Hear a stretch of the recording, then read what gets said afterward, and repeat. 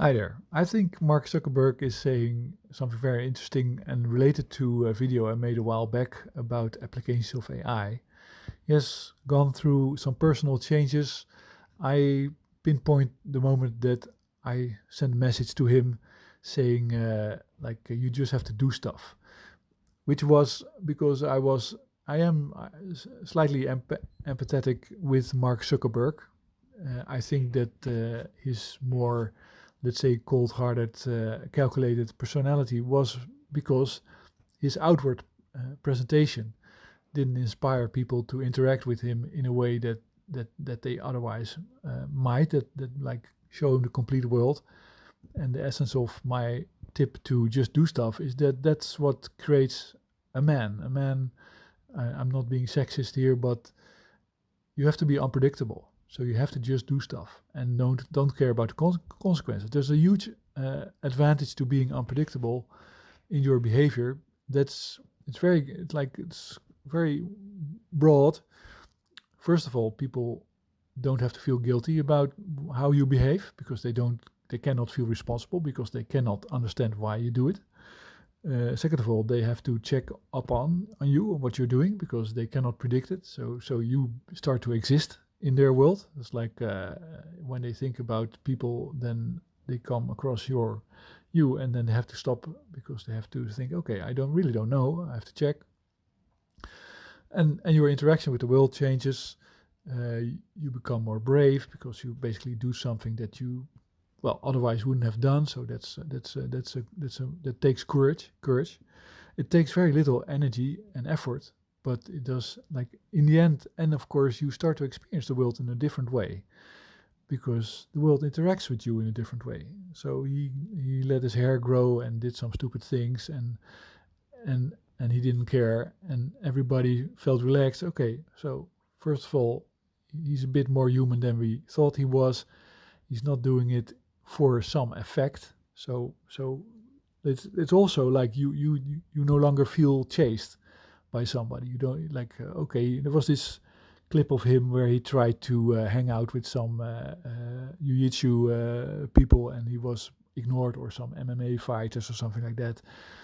And then, like, if you let that go, then everybody knows. Okay, so he's not doing it for effect. He's just doing it because he wants to feel free. He wants to explore and experience life. So, and my hope with that, why was I positive about it?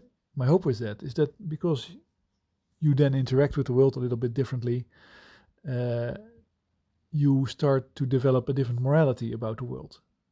I mean, if you are completely adversarial all the time or try to exploit the world, and the world treats you a little bit like a creep, or like a weirdo, then you don't care about the world because the world doesn't seem to care about you. But once you develop a persona that the world can understand, or at least recognize and be interested in, without feeling like they either controlling you or they either are being chased, then the world feels differently, and you might also start to feel differently. And maybe this is he had a talk at an event, and maybe this is what's happening to him. Then you can realize that the way that you were in the past was a bit asshole personality, and then you try to distance yourself from it. Uh, of course, Mark has a huge advantage that he has a massive company that no matter if the world thinks he is a complete moron, asshole, creepy, like psychopath, doesn't really matter. He still can do whatever the hell he wants because, like, he can always bring wealth to people because he has massive amounts of money, but he also has a company with a massive reach.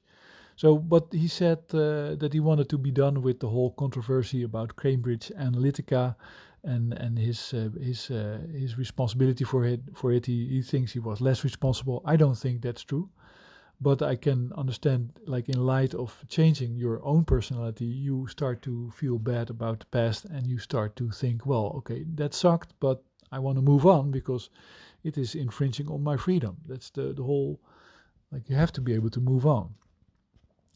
The Cambridge Analytica thing, if you don't know, there's was a company in Britain that specialized in manipulating political opinion of the public in all kinds of ways, SMS, texting, billboards, but also using databases and eventually using Facebook.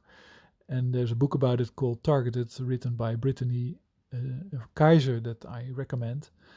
And Facebook delivered data points on Facebook users in the US, and there were a lot of them, a lot of data points. So you basically know everything about the person, like where they live, what they do. Of course, you have the images and stuff like that. And people were targeted with political messages completely tailored to them while they weren't aware of it. So, and that created a problem that probably got Trump elected, and that probably got a lot of other Republican politicians elected. And like Cambridge Analytica was like kind of a Wild West front runner company with no moral qualms, very British. Just do it and then gain the power. And I think it got Trump elected, and it got Britain out of the European Union, so Brexit, which is a disaster for Britain. And that was because Mark was not paying attention to the data and not paying attention to how it was used. And that might, like basically, you cannot pretend to be the complete boss of a company and then say I wasn't responsible. No, if you pretend to be the complete boss and aware of everything that goes on with the company, then you have to also take responsibility, and you have to keep apologizing for it. You cannot let it go ever. But he wants to turn a page on that, and he can, because he has this massive, basically foot in the door of humanity called Facebook and social network. And he says, I want to push back against political pressure and focus on new ventures like augmented reality, virtual reality, and artificial intelligence. Well, I talked about this risk in my applications of AI video, which I recommend, so I'll link it above in this message. But we have to really be more cautious with allowing this to happen. And I can explain why. First of all, so you have two aspects of the, first of all, like you have two aspects of the artificial virtual reality and AI coin. One is that people will become completely dominated by these technologies. It means that when you walk outside, so basically what it takes is that there's some kind of device that you can wear all the time that projects, that does our augmented reality. Augmented reality is that there's images overlaid over whatever you see in real time. So that when you walk in a room, that there seems to be a sphere floating in the middle of the room in the air, but it's not there because it's just projected on you through the OLED lenses on top of what you're already seeing. And of course you had Microsoft and Apple all had devices that do that, but they were quite bulky. And it's only a matter of time before those devices are tiny and very lightweight and basically look like glasses. And there's so many, this is kind of a little bit like once you wear those glasses, the whole world changes because the whole world becomes manipulatable. I'm not sure. Everything that you see and hear, because there's an audio aspect to it, of course, as well, which is easier, can be manipulated now by either and of course it will be manipulated by an AI algorithm, which is completely tailored to your personality, which Mark Zuckerberg and Facebook can do if you have been diligently supplying him with all your personal information on Facebook. So just to give an example, you walk down the street and it's an ugly street and the pavement is broken and there's trash everywhere, but because of augmented reality, it's very easy to remove all that trash and to hide the damaged pavement and just to make it look like it looks perfect or at least normal. And then if you almost step into a manhole which is open or something like that, it can direct you around it, and you don't really feel like you're being directed very much. It just projects some object there, like a trash can or something like that, or a lamppost or something like that, and you naturally walk around it, but it's not there. It's augmented reality, but you don't know because you're not looking, because you don't take off your glasses. And then there's people walking down the street, and some of them look attractive and some of them look less attractive. And then you can just make the less attractive people look more attractive. And if they look you in the eye or whatever, of course they can see your eyes, and they might be wearing these glasses. Then you may project a nice face with a nice smile on them. And then it might be them, but it might also be somebody else, or it might be like this is a little bit Philip K. Dick style identity confusion, which is of course going to be massive with the whole AI and VR and AR world. But basically, your reality that you walk around in every day can be completely tailored and made bespoke to you, and of course depend on how much money you have. So if you don't have much money, then you will never see parts of the city. You will never see certain people. You will never come across them, because you'll be directed in other. Because that's how the economy works. Like the big problem that I think Mark still has to overcome is his economistic worldview. That's also what I made a talk about Bill Gates yesterday, which I haven't published, but it's the same thing. He's economistic, so he is focusing on cash flow, profit, etc. And that is a dead-end street, because that's what I get to now. It's like, okay, so then you live in a world that looks very pretty, and you pay for it, and you're also helped in every aspect of your life. But you still live in a city, of course, so you have to make money, because you cannot sustain yourself if you don't do anything useful that people want to pay for in a city. And so how are you going to do that? Because at the same time, let's say Jeff Bezos and other people are building robots that do your job.